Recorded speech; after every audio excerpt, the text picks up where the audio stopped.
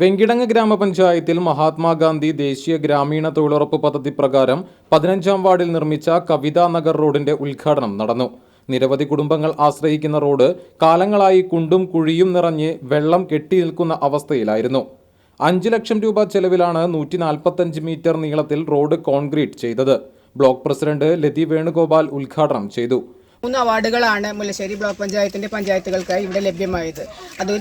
അതിലും തന്നെ നമുക്കറിയാം, നമ്മുടെ ഈ മേഖലയ്ക്കകത്ത് എല്ലാ കാലങ്ങളിലും വെങ്കിടങ്ങ് ഗ്രാമപഞ്ചായത്താണ് തൊഴിലുറപ്പ് മേഖലയിൽ നമ്മുടെ ബ്ലോക്ക് പഞ്ചായത്തുമായിട്ട് ചേർന്നുകൊണ്ടുള്ള ഒരുപാട് പദ്ധതികൾ, ഒരുപാട് നമ്മുടെ നാടിനകത്തുള്ള വികസന പ്രവർത്തനങ്ങളിൽ റോഡുകളായാലും മറ്റു പ്രവർത്തനങ്ങളായാലും നല്ല രീതിയിൽ ഏറ്റെടുത്ത് നടപ്പിലാക്കിക്കൊണ്ടിരിക്കുന്നത്. അതിന് ആദ്യമായിട്ട് വെങ്കിടങ്ങ് ഗ്രാമപഞ്ചായത്തിനെയും അതിൻ്റെ ഭരണസമിതിയെയും ബ്ലോക്ക് പഞ്ചായത്തിൻ്റെ അഭിനന്ദനങ്ങൾ അറിയിക്കുകയാണ്. പഞ്ചായത്ത് പ്രസിഡന്റ് കൊച്ചപ്പൻ വടക്കൻ അധ്യക്ഷത വഹിച്ചു.